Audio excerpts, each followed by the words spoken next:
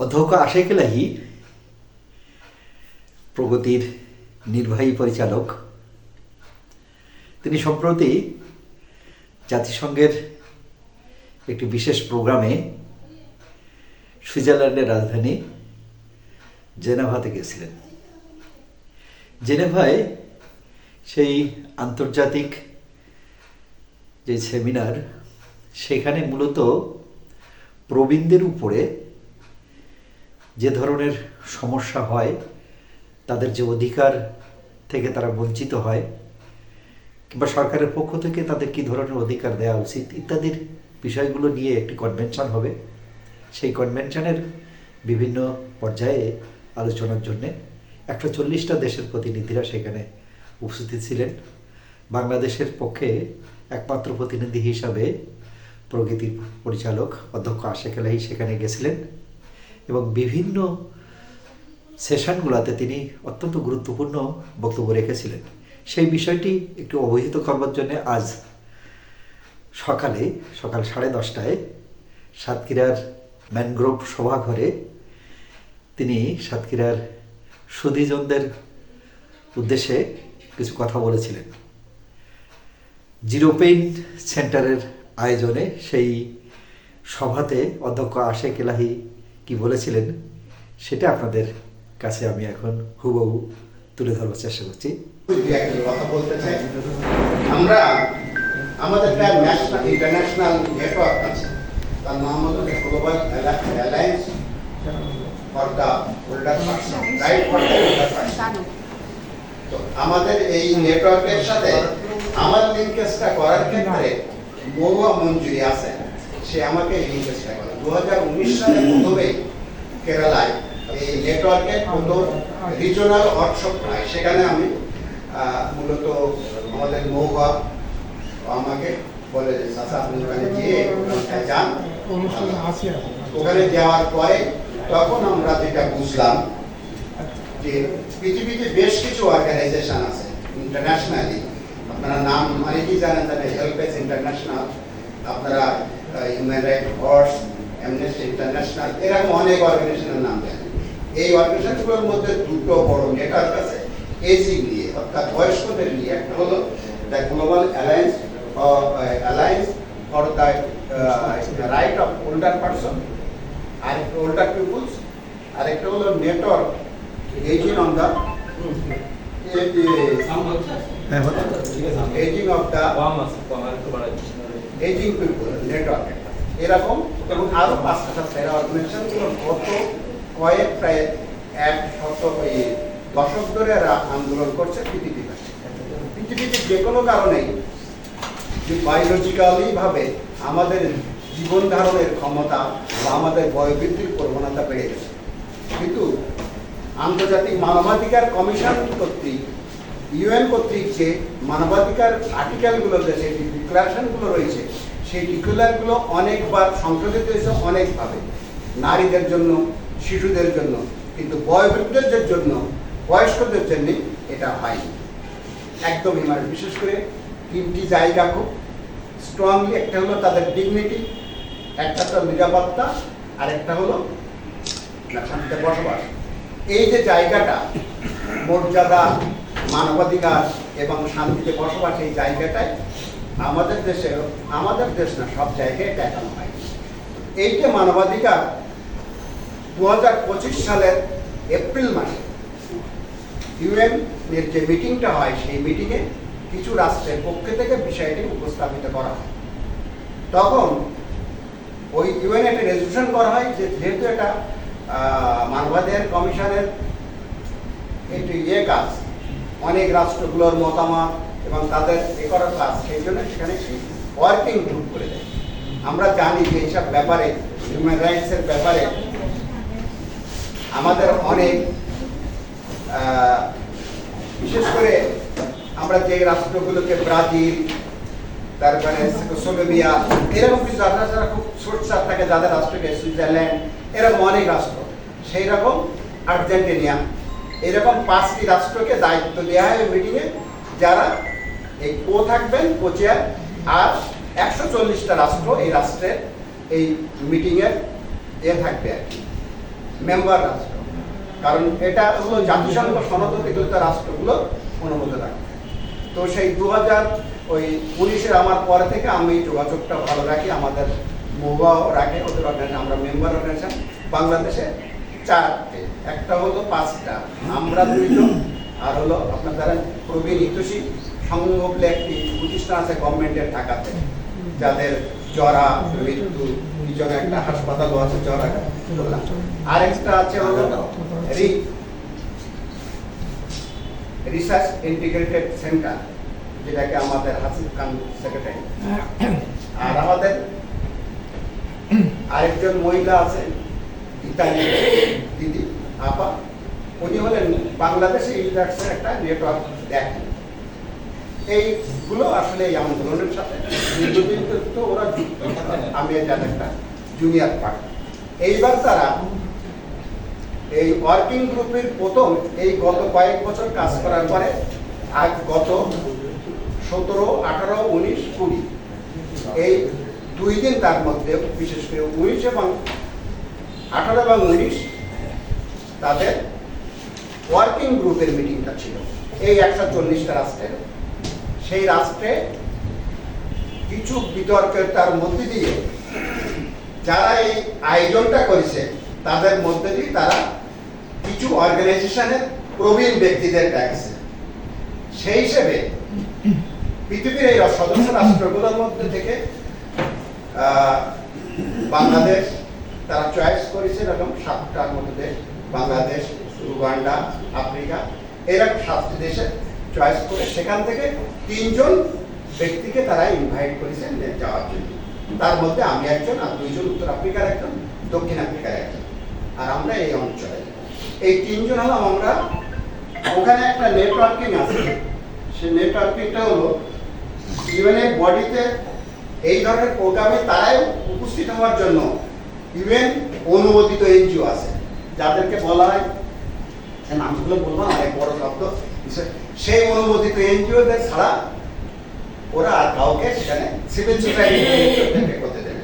যাই হোক, আন্দোলনের পর আমাদের 3 জনকে সেখানে ডাকা হলো, আমাদেরকে হেল্পেজ সহযোগিতা করছে এবং আমার নেটওয়ার্ক আমাদেরকে নিয়ে গেছে, এবং আমরা আসলে এখানে অনেক মানসিক কৃতজ্ঞতার মধ্যে দিয়ে আমরা এটাকে গেছি। সেই কৃতজ্ঞতাটা বলে শেষ করা যায় না, কারণ আমি তো বহুবার কথা বলছি বারবার, ওই আমাকে এই রাস্তায় তুলেছে।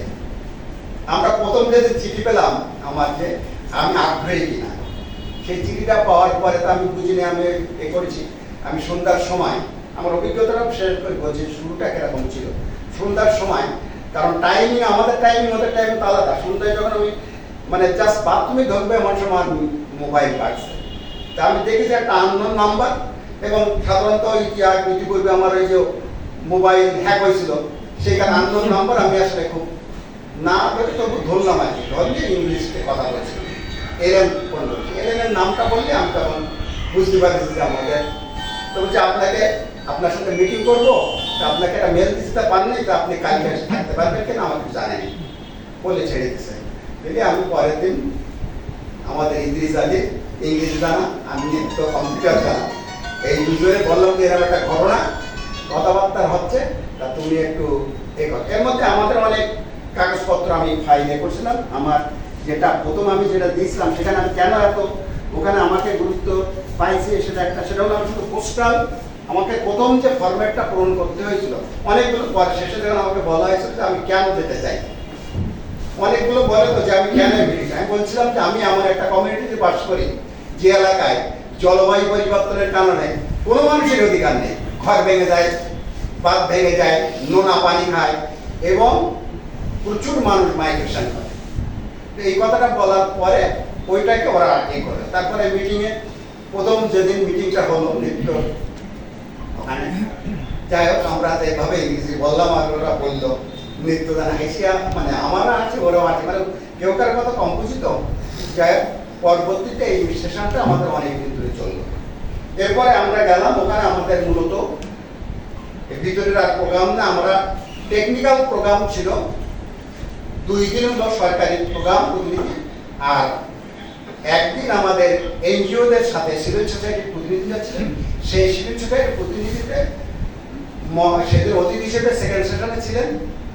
প্রথম সেশনটা হলো, সেকেন্ড সেশনে ছিলেন ইউএন এর স্পেশাল এক্সপার্ট, যিনি ব্যাপার ইউএনের পক্ষে যিনি প্রতিনিধিত্ব করছেন, মানবাধিকার ইউএন মানবাধিকার কাউন্সিলের চেয়ারম্যান, তারপরে তিনজন রাষ্ট্রদূত বিভিন্ন রাষ্ট্রের, ওনারা ছিলেন।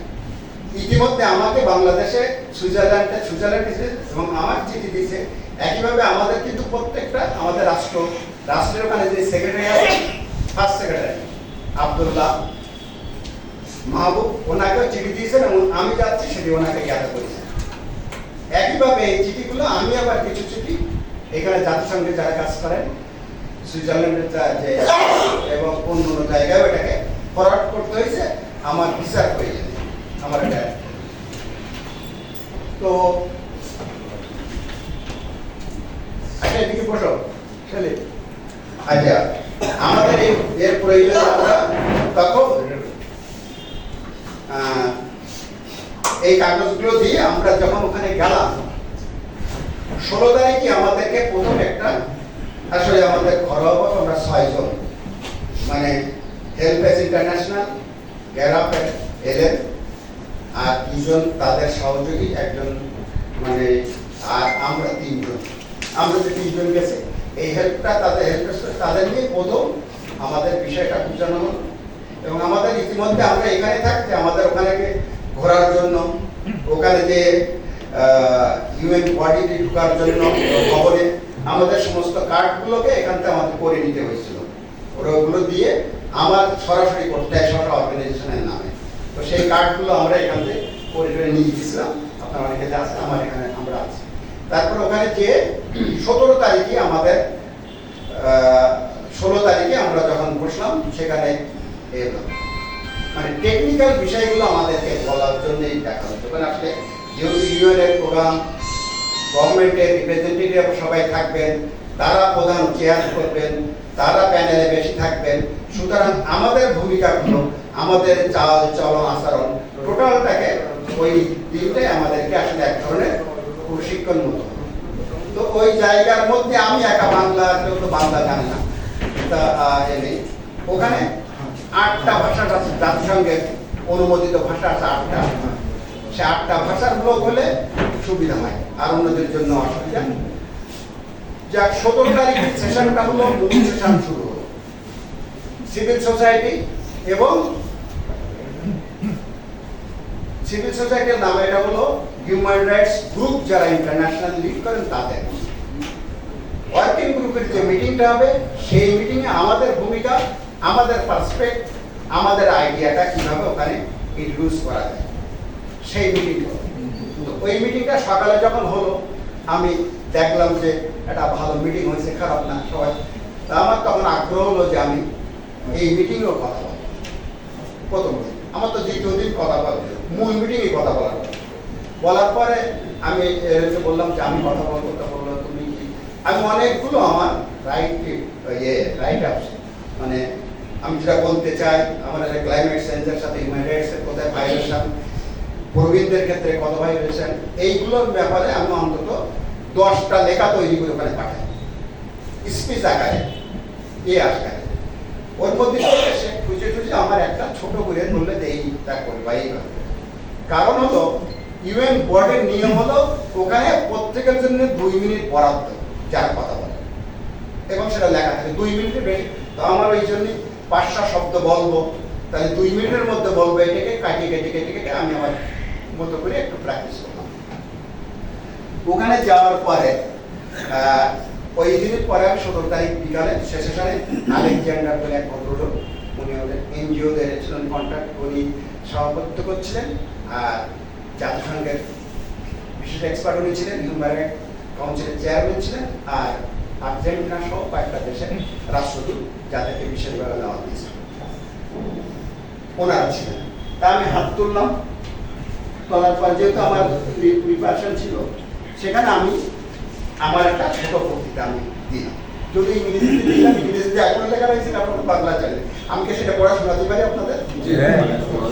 হ্যাঁ, আচ্ছা শোনেন। Honorable President, I speak beyond of Progati, a grassroots right-based organization working with climate-affected coastal community in southwest Bangladesh. Climate change is no longer only an environmental crisis; it is a human rights crisis, and for elder person, it is crisis to survival, dignity, and justice. In Bangladesh, it's a cyclone, salinity issue, river assurance, flood have caused irreversible loss and damage. While these impact affect communities, older people suffer dispossession. জায়গা আরো কিছু আছে, এইটা দিয়ে আমি একটু কথা বললাম। বলার পরে মানে খুবই সৌভাগ্যবশত ব্যাপার, এইটিকে আমার জন্যই এবং আমাকে যারা নিয়ে গেছে তাদের জন্য একটা বিরাট অ্যাচিভমেন্ট মতো হয়ে গেল। আমার বক্তৃতার পরে অনেকেই দেশে হাত তুলে আমরা বলেছি, জাতিসংঘের যে এক্সপার্ট, বিশেষজ্ঞ এক্সপার্ট, উনি মাইক্রোফোনটা নিলেন, নিয়ে বললেন যে আমাদের আলোচনায় এ পর্যন্ত এই ইস্যুটা যুক্ত হয়নি, ক্লাইমেট চেঞ্জ এবং ক্লাইমেট লস অ্যান্ড ড্যামেজ, এটাকে ইস্যুভুক্ত করা এবং এইটাকে আলোচনার মধ্যে সম্পৃক্ত করার জন্য, যেহেতু উনি হলেন জাতিসংঘ এক্সপার্ট, উনি যখন বলেছেন তখন বিষয়টা বিশাল গুরুত্ব পেল, মানে আমি গুরুত্বপূর্ণ ব্যক্তি হব।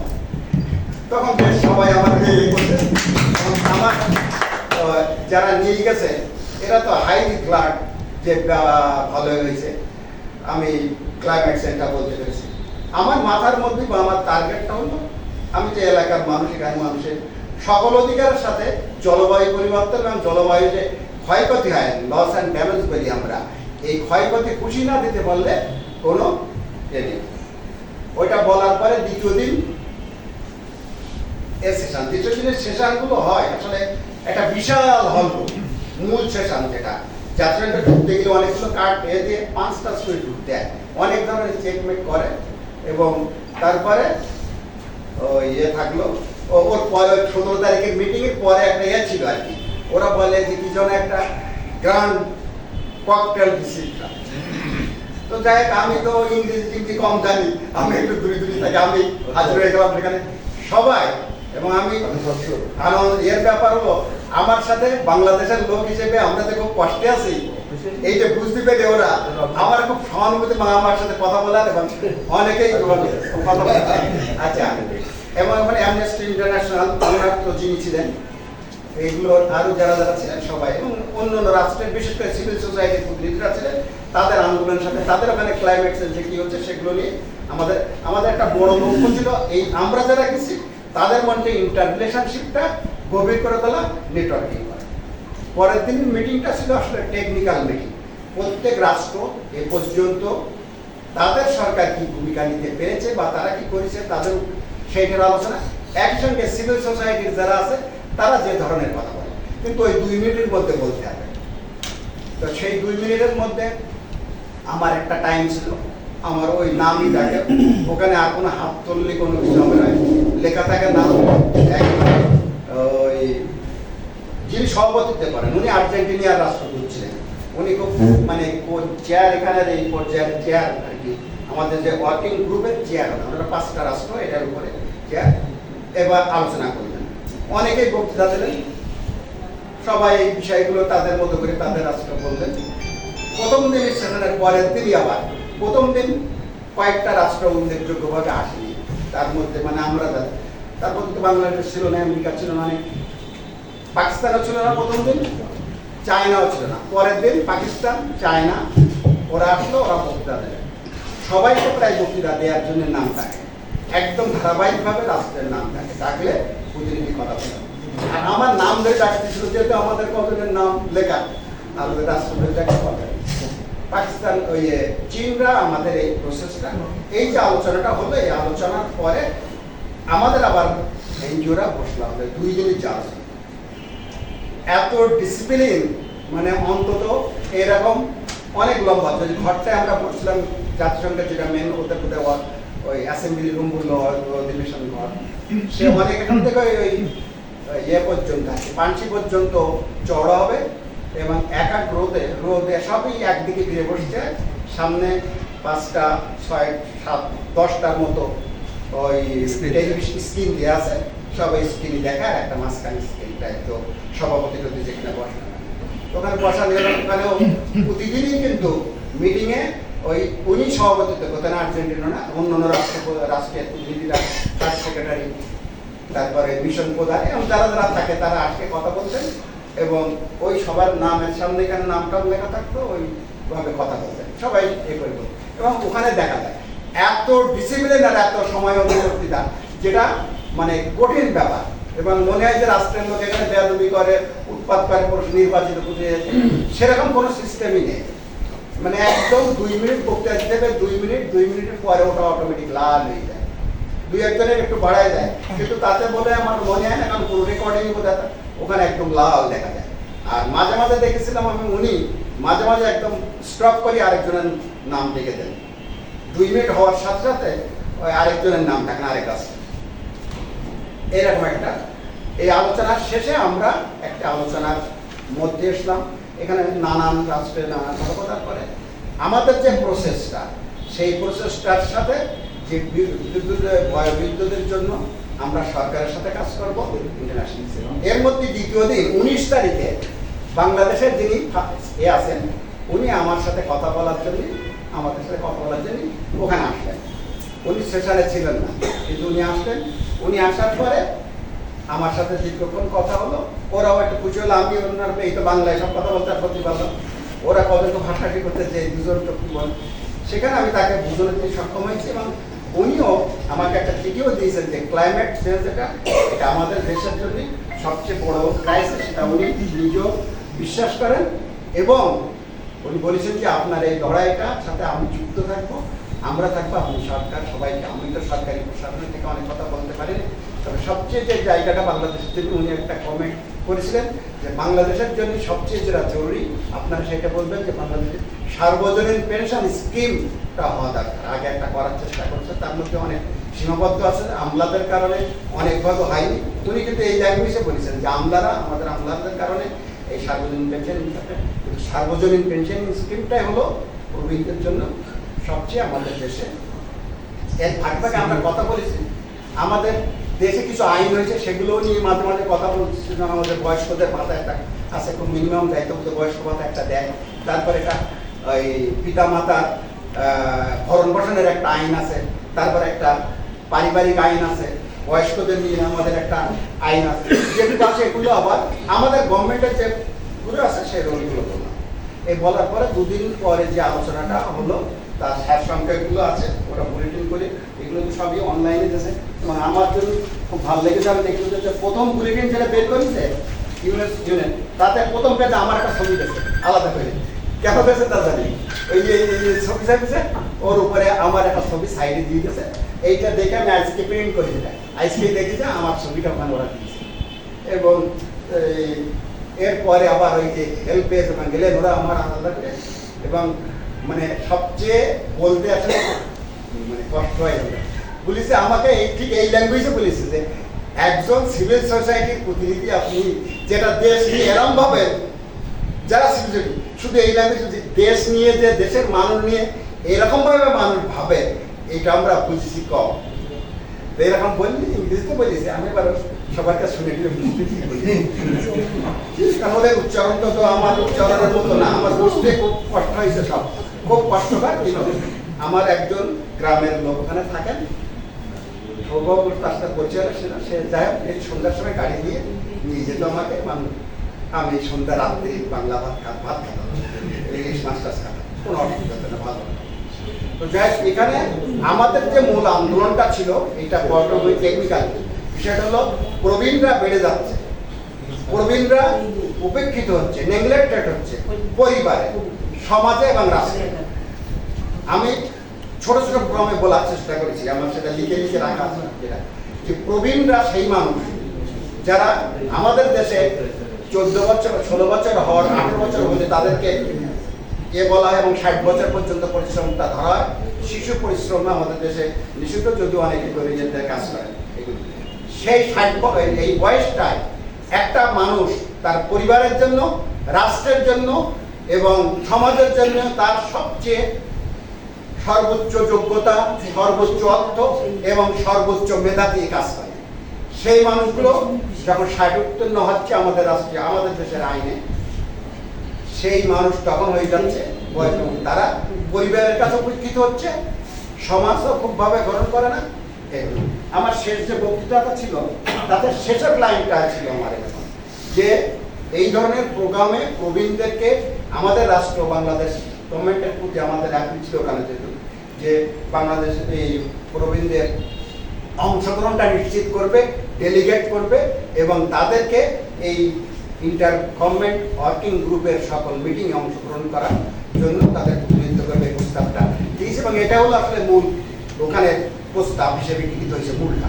যদি আমার একা না আরও অনেকের যে প্রবীণদেরকে রাষ্ট্রের নীতি নির্ধারণে, মানে যারা ইন্টেলেকচুয়াল তাদের ইন্টেলেকচুয়াল এবং তাদের ভাতা এইগুলো দিয়ে কিভাবে করা যায়, এটা মানবাধিকারের সাথে যুক্ত, এটা ইন্টারন্যাশনাল যে হিউম্যান রাইটসের যে আর্টিকেলগুলো রয়েছে তার সাথে যুক্ত হতে হবে।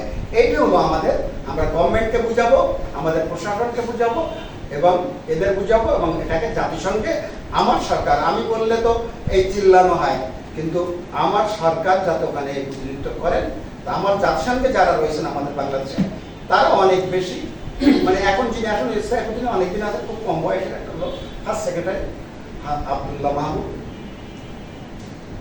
খুব মেধাবী এবং সে এই বিষয়গুলো বোঝেন এবং বলেন। কিন্তু যেহেতু আমাদের রাষ্ট্র কাঠামোর কারণে, সরকার ব্যবস্থার কারণে এদের অনেক কথাবার্তা এই ধরনের চাকরি করে যারা, তাদের আসলে খুব একটা গুরুত্ব আমলারা দেন, আমলারা এইগুলো ডিস্টার্ব করে, রাজনৈতিক নেতারা আমলাদের দ্বারা নিয়ন্ত্রিত হয়। তো সেই জন্য আমরা যদি কনভিন্স করতে পারি আপনাদের, আমার এই যে অভিজ্ঞতার বিষয়টা হলো, আমরা চাই এখানে 5টা অর্গানাইজেশন সাতক্ষীরায় আমরা এই কাজের সাথে যুক্ত। আমি আসলে আগে সেটা বলতে পারিনি। এটা হলো আমাদের একটা সুশান্ত ঘোষ এবং আবেদুলের নেতৃত্বে আমাদের একটা প্রবীণ সংঘ, একটা অর্গানাইজেশন যারা অ্যাক্টিভলি কাজ করেন, তাদের আমাদের কালাম আরাত, সে একটা প্রবীণ নিবাস তৈরি করেছেন এরা, এবং আমাদের জিরোপেন যে আসলে অ্যাক্টিভিটিস আসলে প্রবীণদের বয়স্কদের জন্য, আর এখানে অর্জন ফাউন্ডেশন আমরা, এর 5টা অর্গানাইজেশন আমরা এই কাজটার সাথে, এই কাজটা এইভাবে যারা মনে প্রাণে মানবতার দিকে এবং নিজের মূল্যবোধকে লালন করে এই কাজটা করি, সেই অর্গানাইজেশনগুলো আছে। সাথে আমরা মিলে একটা ওপেন প্ল্যাটফর্ম মতো করার আমাদের প্রত্যাশা, যে আমরা সাতক্ষীরাকে কিন্তু কান্তজনন কোস্টাল বেল্টের কথা বলেছি, দক্ষিণ পশ্চিম উপকূল বলেছি, বাংলাদেশকে বলেছি। বাংলাদেশের কথা বলতে হলে যেমন আমাদের উত্তরে যে খরা হয়, সেখানে মানুষের যে দুর্দশা, নদী ভেঙে যায়, নদী ভাঙন আমাদেরও আছে, কিন্তু ওদের যেটা হয় সে এটা ট্রাক ক্রাশ, যে ওই যে ইয়েটা আছে সেটাও বলেছি, যে সেরকম মানুষের ঘর না থাকে, মানুষের যদি খাওয়ার জায়গা না থাকে, তাহলে আর কার অধিকার, সব অধিকার তো সমান হয়ে গেল। তাহলে সেইটা হলো জরুরি। আমরা বলেছি যে আমরা বাংলাদেশের মানুষ উপকূলে না, আমরা মনে করি জলবায়ু পরিবর্তনের কারণে যারা ক্ষতিগ্রস্ত করছে, আমি কিন্তু এটা বলছি, সেটা বলছি যে জলবায়ু পরিবর্তনের কারণে আমাদের দেশ ক্ষতিগ্রস্ত হচ্ছে, আমাদের এতে ল্যাঙ্গুয়েজ এটা ছিল। এই ক্ষেত্রে আমাদের দেশ এবং আমাদের প্রবীণদের কোনো ধরনের ভূমিকা নেই, মিনিমাম ভূমিকা। অথচ আমাদের মানুষ, আমাদের দেশের মানুষ সবচেয়ে বেশি এই কারণে রেভিনিউ দিতে হচ্ছে, এবং যারা এই কাজটা করে তাদেরকে অবশ্যই আমাদের এই পাওনাটা দিতে হবে। যদি তারা আমাদের গভর্নমেন্টকে সাফিসিয়েন্ট অর্থ দেয় এবং সেই অর্থের মধ্যে উল্লেখ থাকে যে এই টাকাটা কোস্টালদের প্রবীণদের পক্ষে দিতে হবে, তাহলে টাকাটা প্রপারলি ঠিক জায়গায় থাকে। এটা কিন্তু আমরা যেভাবে দীর্ঘদিন থেকে অভিজ্ঞতা আমার যেটা, সেটা আমি সেইভাবে বলার চেষ্টা করি, সেটাকে সেইভাবে হয়েছে। কিন্তু আমার তো 140 জনের মধ্যে আমার নাম আলাদা, আমার প্রস্তাব আলাদা করে হবে এরকম তো ব্যাপার না। ওর মধ্যে ঘটো করে, মানে 140টা দেশ মেম্বার, 100-র মতো দেশ উপস্থিত ছিলেন, কিছু দেশ উপস্থিত ছিলেন না নানান কারণে। তো আমাদের মতো কিছু দেশের যারা পাশাপাশি ছিলেন, 2 দিন দিলে কতটা ছিল তো জানি না। আমরা প্রথম দিন আমি একটু ঘুরেছিলাম, তো 100-র মতো ছিল, দ্বিতীয় দিন আরো কিছু বেশি দেখলাম। আমাদের এই আলোচনার শেষে যেটা হয়েছে, এই আলোচনাটা আবার জুলাইতে আরেকটা ওয়ার্কিং গ্রুপে মিটিং হবে।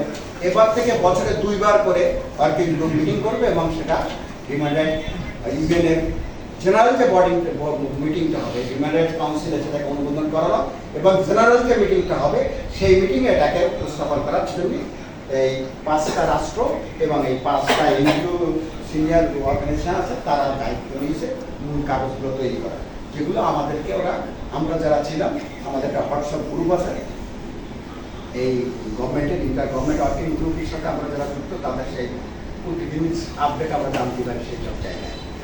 আমরা বাংলাদেশের এই অঞ্চলে প্রথম হলো কোস্টাল, তারপর হলো বাংলাদেশ, দুটোই জলবায়ু পরিবর্তনের কারণে এবং প্রবীণদের অধিকারের ক্ষেত্রে আপনাদের সবাই মিলে আমরা একটা আসলে এখানে যারা উপস্থিত আছে আমরা মনে করছি সবাই মিলে একটা প্ল্যাটফর্ম। আমরা হয়তো একজনকে আমরা বলতে পারি যিনি মাঝে মাঝে আমাদের মিটিং থাকে। এখানে 5টা অর্গানাইজেশন তো সক্রিয় কাজ করে, 2 ধরনের কাজ করলেও সক্রিয় কাজ করে। বিশেষ করে তো আমাদের প্রবীণ সংঘ যেটি প্রবীণ কল্যাণ সংঘ, যেটা প্রবীণ কল্যাণ সংস্থা, প্রবীণ কল্যাণ সংস্থা, সেটা খুবই শক্তিশালী ভূমিকা পালন করে। আর আরাত সবাই জানে যে সে আসলে সেন্টার তৈরি করেছে। তো সুতরাং এইকে কমিউনিকেশন করে, আর আমাদের মহুয়া, আসলে মহুয়ার প্রতি আমার স্যালুট, বা আমাদের মেয়ে তবু সেই পথটা আমাকে দেখাইছে বলে আজকে আমার এই জায়গাটায় এতটুকু জায়গায় যেতে পেরেছি। ওর সাথে আমাদের যোগাযোগ শেষ পর্যন্ত কথাবার্তা হয়নি যাওয়ার আগেটাকে, 1-2 দিন বলিস যে আমি বলো যাচ্ছি এরকম ব্যাপার, তোমরা ঠিক আছে ঘুরে আসেন। এবং আমার এই ক্ষেত্রে টেকনিক্যাল কিছু মানে লজিস্টিক কিছু তো লাগে, সেক্ষেত্রে আমাদের শেখ জাকির হোসেন নস্কর, সেই আমার এই মানে ইমার্জেন্সি লজিস্টিক সাপোর্টটা সবসময় পেয়ে আমি অন্তত অনেকগুলো জায়গায় গেছি। তার মধ্যে এই বিদেশ যাওয়ার ক্ষেত্রে লজিস্টিক তাদের প্রতি কৃতজ্ঞতা বেশি করে আসলে কবি ধ্রুবন দাসের, কারণ সে আমাকে মানসিকভাবে, আমরা যে বিশেষ করে 2024-এর পরের যে ক্রাইসিস, সেই ক্রাইসিসটাকে মেনটেন করে টিকে থাকার ক্ষেত্রে পবিত্র মোহন দাসের ভূমিকাটা অপরিসীম। সে আমাকে সকল জটিলতার বাইরে রাখার জন্য যত ধরনের প্রোগ্রাম আছে তার এই বিষয়ে সব জায়গায় আমাকে পাইনিয়ার করে, আমাকে ইন্ট্রোডিউস করে যে আমি এইলা ধারার লোক, এটিকে সে সকল শক্তি দিয়ে করেছে। এবং যেখান থেকে অংশগ্রহণ শুধু কিছু ইকোনমিক্যাল সাপোর্টও পাইছে, ওখানে একটা ভালো ইকোনমিক্যাল সাপোর্টও আমাকে তার দেখতে দেখাইছে। এই বিষয়গুলোকে আমরা আমার কৃতজ্ঞতার জায়গা এগুলো এবং আপনাদের কাছে, কারণ আমি খুব মানে ওখানে যেভাবে আমাকে করেছে আমি খুব করেছি। এবং আমার ফার্স্ট সেক্রেটারি উনি আইসেন আমার সাথে কথা বলার জন্য, কথা বলার পরে আবার লিখিতভাবে আমাকে যেভাবে থ্যাঙ্কস জানাইছে, তাতে আসলে আমি মনে করেছি যে আসলে প্রপার পজিটিভ পথে আমরা আছি। সুতরাং আমাদের গভর্নমেন্টের নানানভাবে অসুবিধা, আমরা এখানে আমাদের জেলা প্রশাসন আছে, নির্বাচন প্রতিনিধি আছে, তাদের মধ্যে দিয়ে যদি আমাদের এই সকল ডকুমেন্টসগুলোকে আমরা আমাদের এই বিশেষ আমাদের ডাক্তার দাদা সুশান্ত দাস, ওনার কাছে অনেক ডকুমেন্টস আছে, আর আমি এই ডকুমেন্টসগুলো তার কিছু দিয়ে গেছিলাম, আর কিছু দিয়ে যাতে আমরা একটা আমাদের মতো করে একটা কাগজ তৈরি করে সেইটা আমাদের মাধ্যমে আমাদের রাষ্ট্রকে দিয়া, রাষ্ট্রের মাধ্যমে ওখানে, এবং আমরা অনেকেই সুযোগ পাবো এই ওয়ার্কিং গ্রুপের আরও এরকম, কারণ তারা অনেকেই আগ্রহ যে আমাদের এই দেশের আশা রাখি যেখানে জলবায়ু পরিবর্তন ক্রাইসিস, কারণ আপনারা জানেন সবাই, এখানে আমাদের মাধ্যম আছেন যিনি, যে ক্লাইমেট চেঞ্জের ক্ষেত্রে আমাদের দেশের সরকারের একটা পজিটিভ ভূমিকা ছিল আগের সরকারের খুবই স্ট্রংলি, এবং বাংলাদেশের পৃথিবীর একমাত্র দেশ প্রথম যে কাজটি করেছে সেই ক্লাইমেট অ্যাডাপ্টেশন পলিসি করেছে এবং ক্লাইমেট ট্রাস্ট ফান্ড করেছে। ট্রাস্ট ফান্ডটা তো অ্যাডাপ্টেশন এই পলিসিটা, এটা টাকা হলো গভর্নমেন্টের নিজের একদম নিজস্ব গভর্নমেন্টের অর্থায়ন, আর ট্রাস্ট ফান্ডে তাদের টাকা দেওয়ার কথা বলতেছে কত পার্সেন্ট করে প্যারিস চুক্তি অনুযায়ী, সেগুলো তো দেয় না, এবারও দেবে বলেছে তাও দেয় না।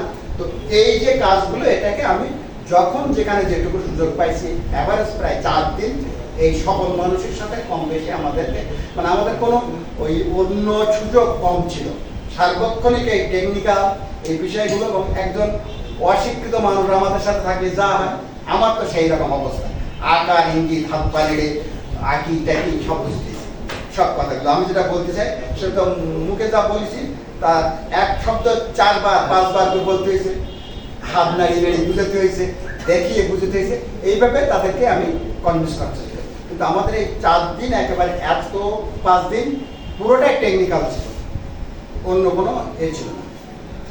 এই আজকের জন্য। তো যাই হোক, আমি অনেকক্ষণ ধরে কিছু কথা বললাম, আমার অভিজ্ঞতা, এটাকে খুশি বলতে পারলে ভালো হতো। এখানে লিখিত অনেক কাগজ আছে, আমি নিয়ে আসছিলাম, মনে করলাম বলে, তো আমাদের তো সেই বক্তৃতার অভ্যাস, কাগজের দিক নজর যায় না, মুখে সামনের দিক দিয়ে বলে ফেলি। সেই কারণে আপনাদের সবার সহযোগিতা চাই, এবং আমরা চাই এই বিষয়টা নিয়ে আরও ক্লোজলি, আরও টেকনিক্যাল, আরও যারা বোঝে আমাদের, তাদেরকে নিয়ে আরও আলোচনা করে আমরা কোস্টালের লিডারশিপের মাধ্যমে ন্যাশনাল লিডারশিপের দায়িত্ব যেতে পারি, সেই প্রত্যাশা রেখে আমি আমার কথা শেষ করছি। ধন্যবাদ, আপনার সবাই ভালো থাকবেন।